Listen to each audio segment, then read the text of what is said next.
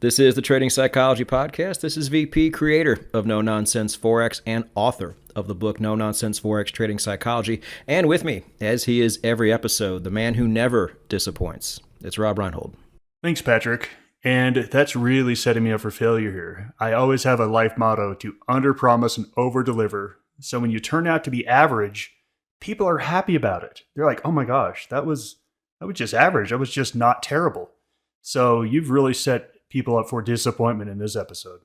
We have, so we'll set the bar nice and low. How's that?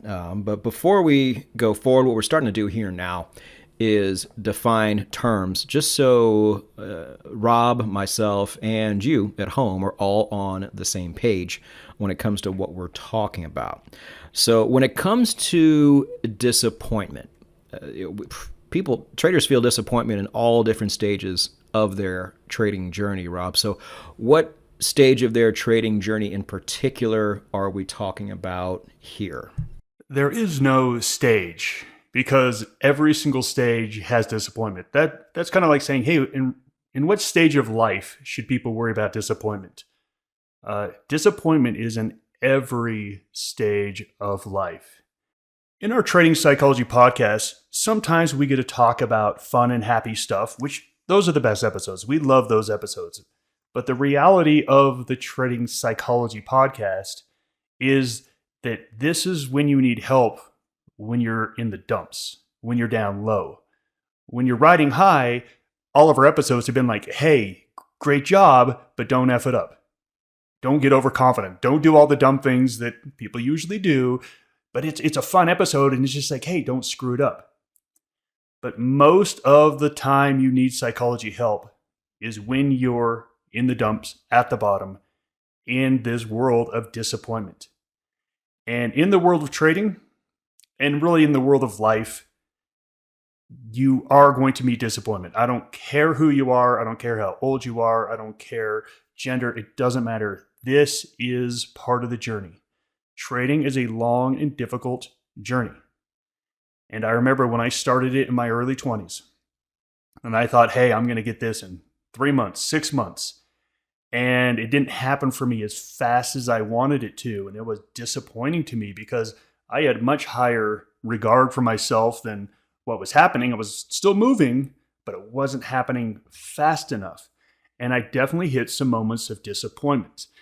And let's talk about these moments of disappointment, because there's a range of disappointments. There's a range of a disappointment like, oh, I missed that entry. Okay, that's a small disappointment.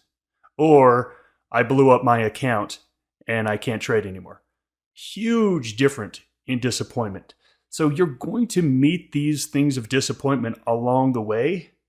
You need to be ready for them because they will happen.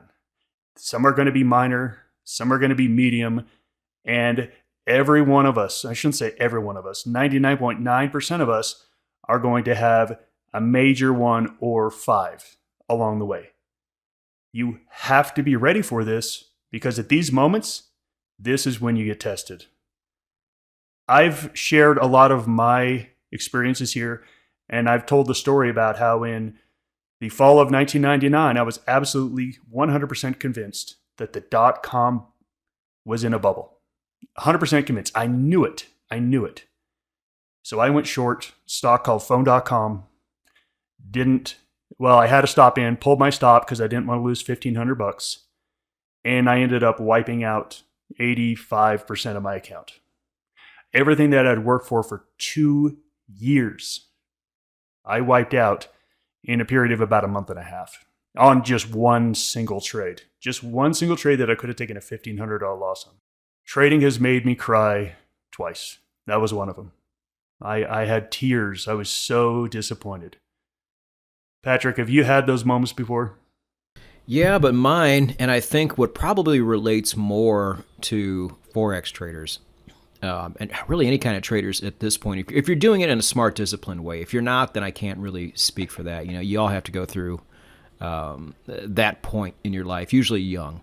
But after that, it's more, the disappointment is more like a death by 1,000 cuts type of disappointment, to where you've just been doing all this work in the early stage and then grinding out trading in the later stage. And time has passed. And whether it's a few months, whether it's a couple years even, and you're like, you know what, I'm just not making the positive forward momentum I thought I would be making at this point. We all have dreams, we all have goals, and that's good. But God, it seems like I've put so much in, and I'm nowhere close. So what do I do now? What do we do at those particular moments? So, Rob, we have a ton of solutions on this episode. Do you want to add to anything I just said right there before we get into them? I have this anxiety that we have so many solutions to talk about. This could go a while. Yeah, let's not talk about the possible ways you could be disappointed, because those are endless and those are going to happen in all sorts of different fashions. Let's really just focus on solutions. I think everyone gets the point. Hey, this is going to happen to you. Let's talk about how to get over it. Yeah, totally in favor of that. And before the solutions, you have written down on our notes here a really nice quote. We should probably go over that part first. I think it's a good lead into the solutions portion of the episode. Thanks, Patrick. And I heard this quote just a couple months ago. And when I heard it, it just resonated with me so much. And the quote is, "Everyone is jealous of where you are, but nobody is jealous of how you got there." If you really take a look at the path that people have taken, to be successful in a lot of different ways. And, let's just take something like the gym. You go to the gym and you see this, huge muscle guy that weighs 300 pounds and he's got 5% of body fat and he just looks amazing. And that's not everyone's cup of tea. I get it. But let's say that someone says that's what I want to be one day. Do you have any idea of what it takes to get there? I actually knew a bodybuilder personally, a professional one.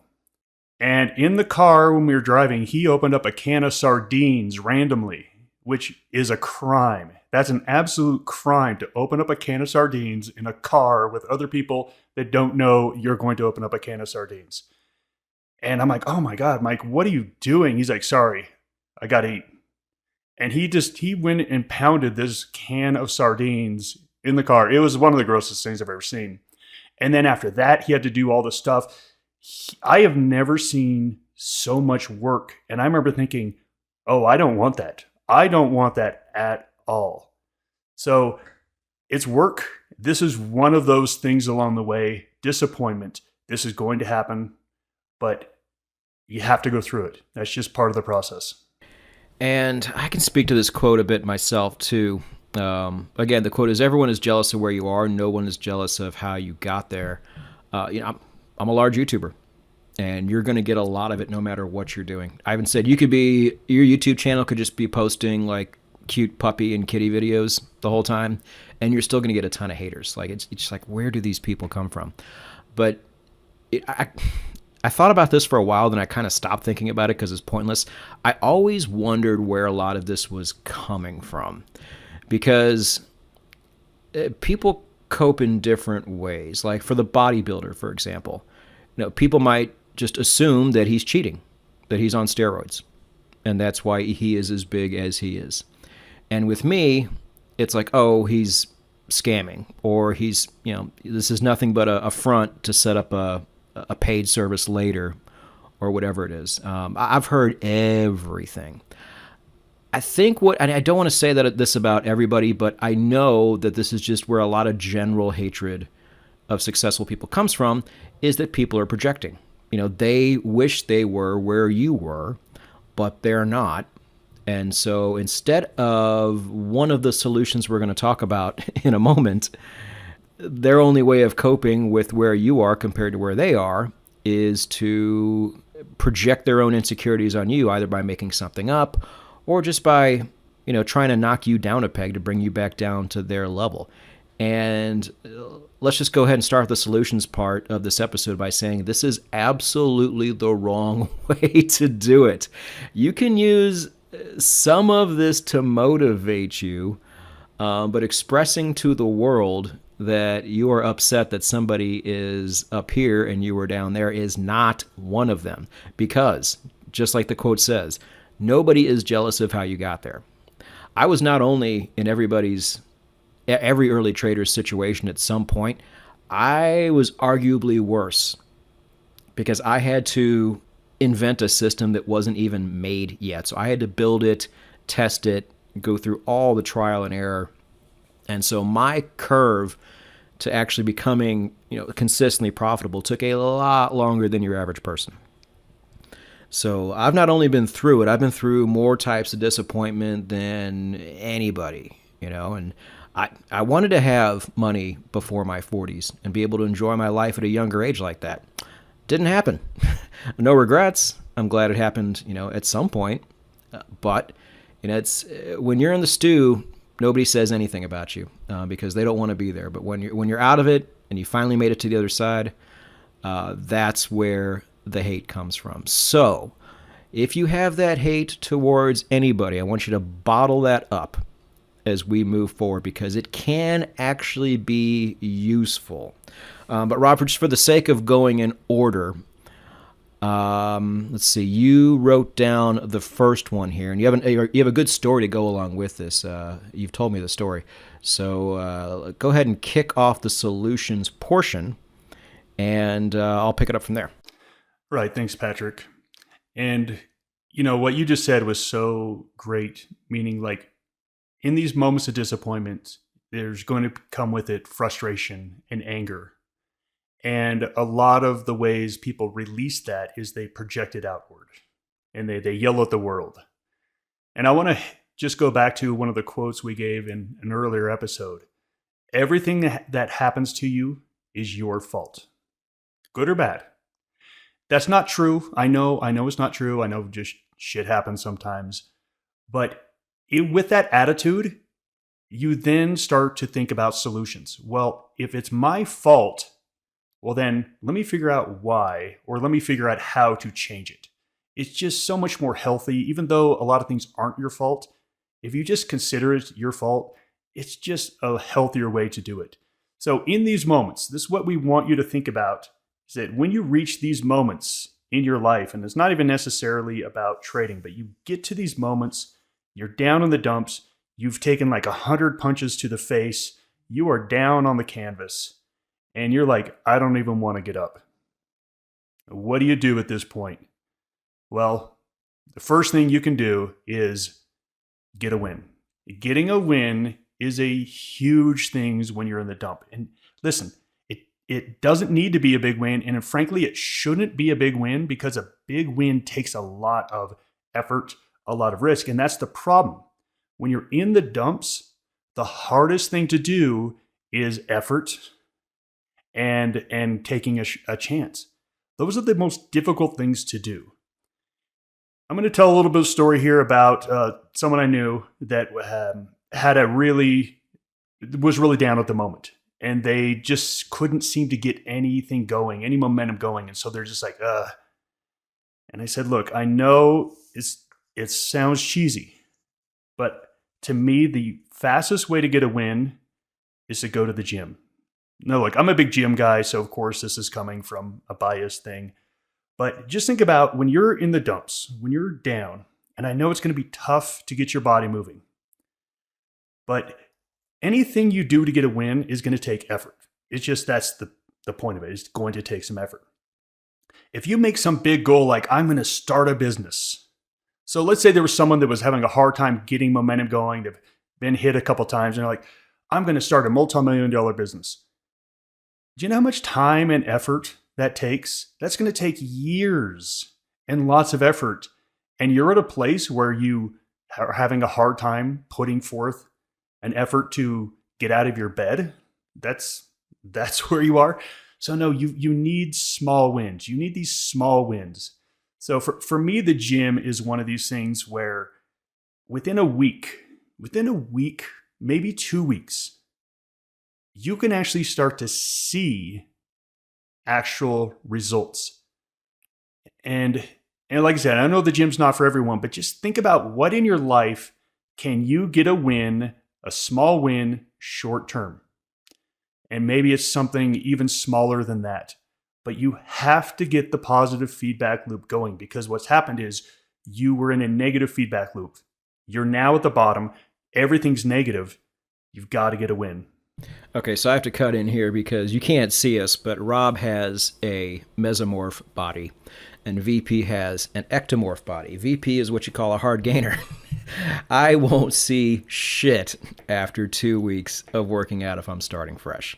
But what I will get from that is an even smaller win, but a win nonetheless.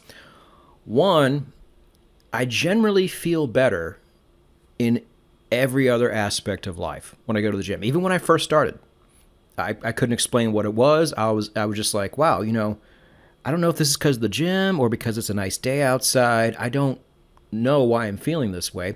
But those of you who do this, you feel much better when you do it as opposed to when you don't. Two, the fact that I was somebody who never wanted to go work out and hated it, actually, because I felt insecure in the gym.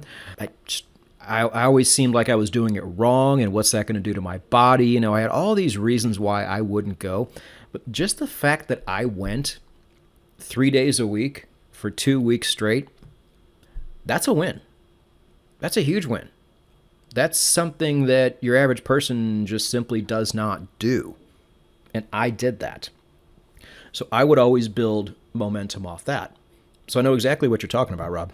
I just I don't see results on my body in 2 weeks. I'm over here like, oh my God, that's absurd. Yeah, so maybe we just throw this whole gym idea out of the way and just talk about physical activity. And let's just use that instead of the gym. To me, I love the gym, so it's easy for me to talk about. But let's just talk physical activity. Let's say you're really down in the dumps and you say, hey, you know what? I'm going to take a 30-minute walk every day. Do you know how much better you're going to feel in a week just from doing that? That's a win. That's a win. You're getting these small wins and you're building that positive feedback loop going to where now it's like, I wanted to quit in trading, but I mean, look at me. I'm walking every day. I'm maybe going to the gym. I've made some changes. I've done some other things. You've got all these other little wins in your life. So when you go back to the world of trading, it's like, hey, I've got some momentum going right now. So it's going to be easier for you to keep going when you want to quit. That's a really great one too, because I walk every single day, unless the weather's just absolutely terrible. And, maybe in my subconscious somewhere, that's what really keeps me motivated, as somebody who was never motivated in the past when he was younger. Just because I'm getting those small wins every day and then 3 times a week when I go to the gym. I'm telling you, it really does help. I look back at my friends now, the ones who mostly just, they come home from work and they do pretty much nothing, or they have an online job and they just kind of sit around all day and don't do anything. Like, it really, really shows.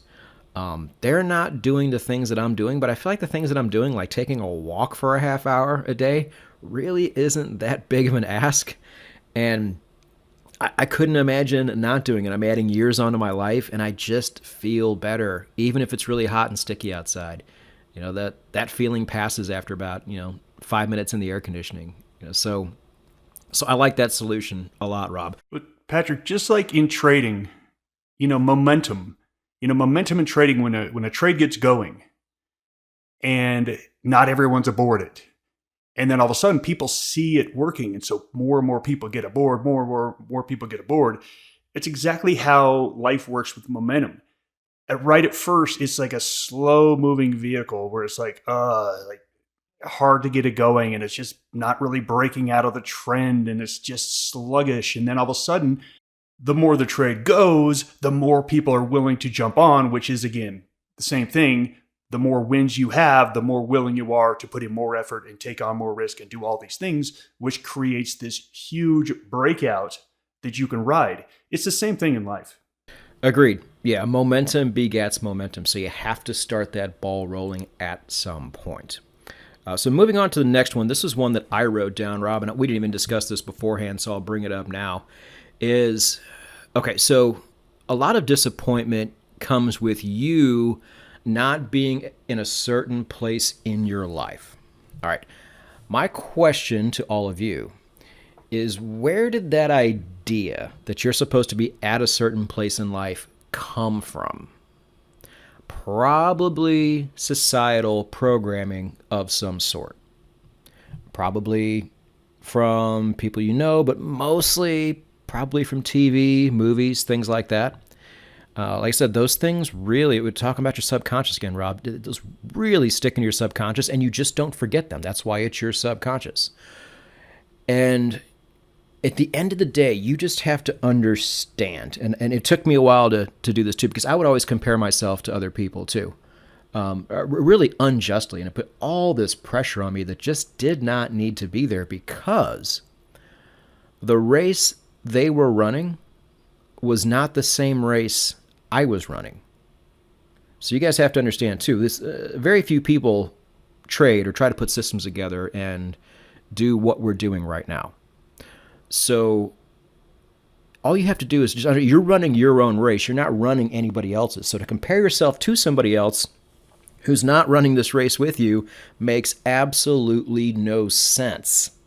And so as soon as I shed that idea from my subconscious, things got a lot better, because I'm like, okay, I don't care how well my most successful friends are doing, or how that guy I went to high school that's bragging about his success on Facebook is doing. I'm not running his race. I didn't go to an 8-year college, or I didn't have a bunch of funding from my family to start a business. I'm not even running that race. What the hell am I comparing myself to these people for? I definitely learned that running a prop firm, because I know what my version of success is. And I remember years and years ago, I had a trader who was over the moon happy. Over the moon happy. And I remember talking to him, being like, I didn't say this, but in my mind, I'm like, I can't really understand why you're so happy, because, I'm sending you like $200 a month. And he said, Rob, I've been trying this game for 15 years and I have lost tens of thousands of dollars. I am tickled pink that I am making $200 a month. And that was all they wanted. They wanted to not be a negative trader. They loved trading. They didn't even care. They worked their job for their income, and they were perfectly fine working their job, but they just wanted it to make a couple $100 a month. That's it. That's all they wanted. And they were the happiest trader I've ever seen. So yes, make sure, again, just focus on what it is you want and ignore the rest. And I can probably say this with some pretty good confidence. If you are a trader who consistently pulls out a couple $100 USD a month, you are probably in the top 2 to 5% of all traders worldwide. So that's a huge win in itself, and you should be very, very proud of that. That is rarefied air in the trading world. So the next one is one of mine, and I think it's just taking a more of a zoomed out holistic view, Rob, to where, to put it in trading terms, your trajectory in your trading journey is like one big chart going up. We hope it's going up, but it doesn't always go up. It's got tons of retracements in it, sometimes really deep ones. And sometimes you're looking at maybe a 3-year chart. Maybe it's a 5-year chart. Maybe it's a 10-year chart. But if you're putting in the work, it's going to go up if you're doing it the right way. There's just going to be a lot of retracements as you go. And you just have to understand what retracements feel like. They're everywhere. Look at like Bitcoin. When Bitcoin goes down, the whole world gets all poopy about Bitcoin, and there's no bull cases anymore. All the ones you heard back when it was high have gone away and now been replaced with even, doomier cases than you heard before.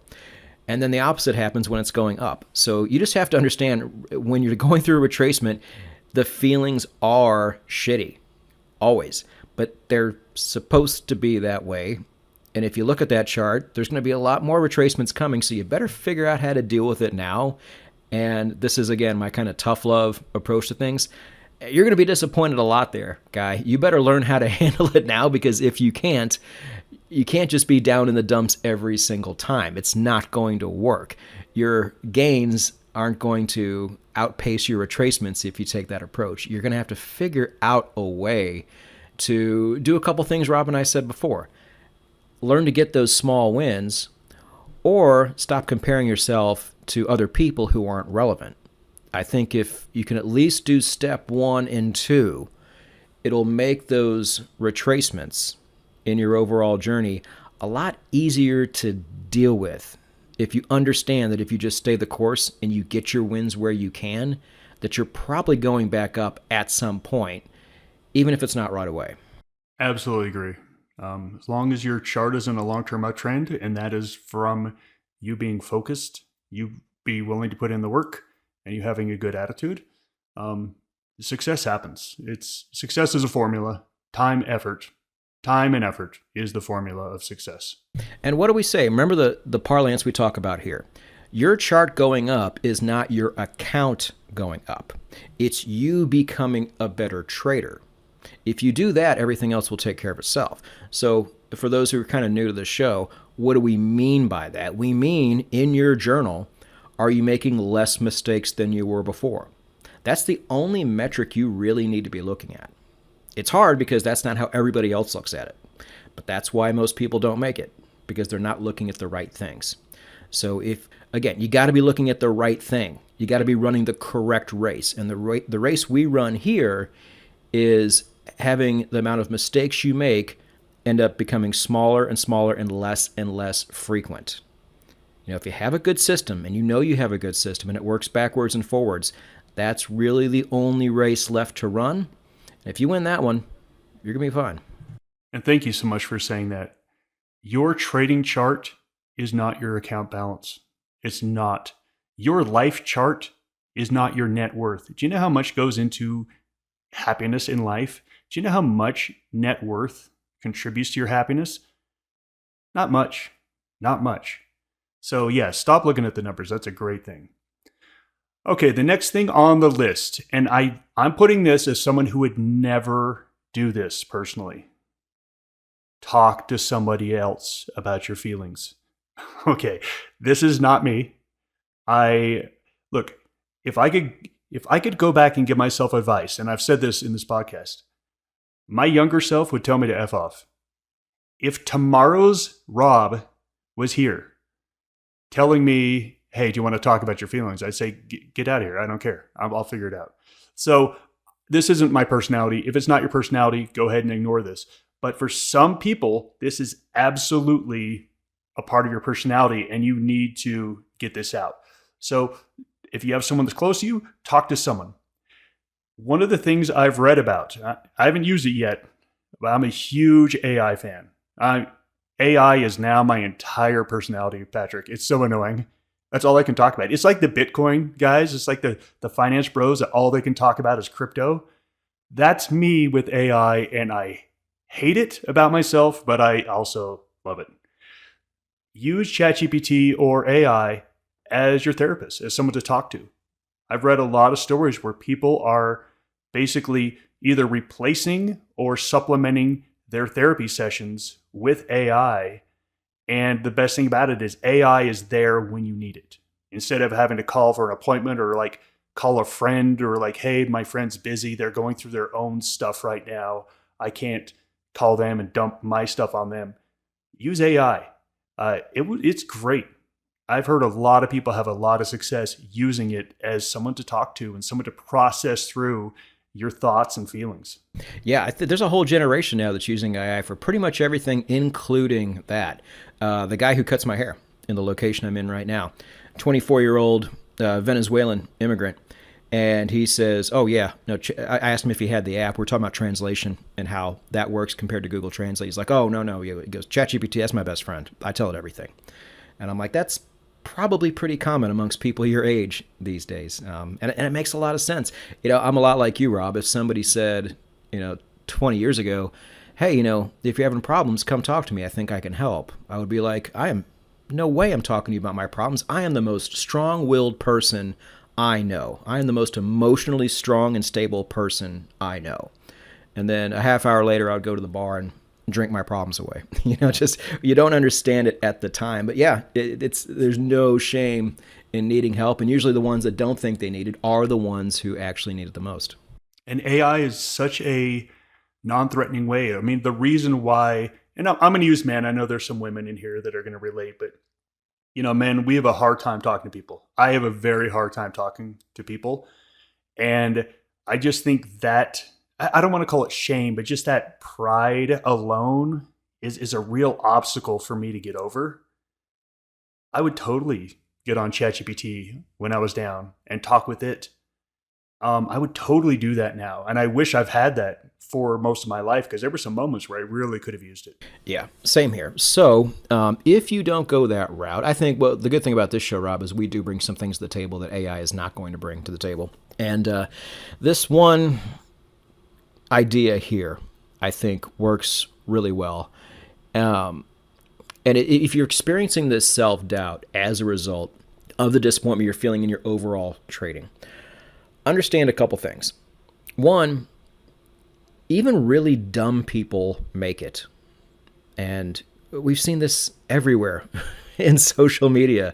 You sit there and look at somebody, you're like, how on earth did that guy make it? And I'm still sitting here clipping coupons for 50 cents off a bag of potatoes. Like, wow, in what world does this happen? And this goes back to what I talked about at the top of the show, Rob, to where Andrew Tate said it really well. He says, get mad. One of the best ways to become successful is get mad. Why does that guy have what he has and I don't? There's no way this should happen. I'm smart. I work hard. I'm a good person. I pray. I should have good things coming my way, yet I don't. Well, the big difference between you and that guy you keep trying to hate on is they actually put in the work. And as we talked about, they didn't just snap their fingers and get there. It took a long time, more often than not. So if you're looking for if you're looking for something to propel you out of a rut, simple dislike. It's not really hatred of this particular person. It's hatred of where you are in life and where you think you should be.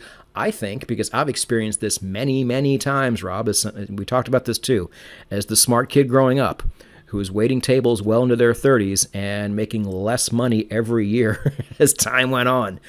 I felt this a lot, and it really was the one thing that not only got me to put my system together and from scratch, by the way, and become a profitable trader, but to also put it out there to the world and just kind of, let's see what this does.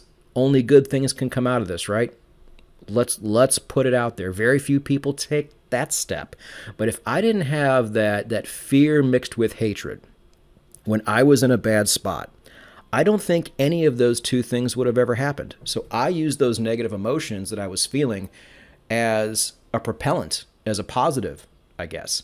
And I think a lot of people here probably feel those at some point towards somebody. Like they look at somebody and like, why on earth is this guy living it up and I'm not? Or why is this person at a certain place in this field and I am not? That has to grate on you at sometimes. And rather than get all mopey about it, use that as fuel. I always have. And I'm telling you, and the reason why I'm like so passionate about this is because I really did feel this way about a lot of people I saw online who looked like they were doing really well. And I'm like, these guys are bums. What they're doing just doesn't seem sustainable to me. Like, I can't believe it's working this well. So if it's working for them, it's got to work for me. Not only that, it's going to work better. And so that's how I took almost kind of being, I hate to say it, being a hater in a way, because I wasn't doing it verbally. I wasn't shit posting, but I did feel it. And man, did that get me through.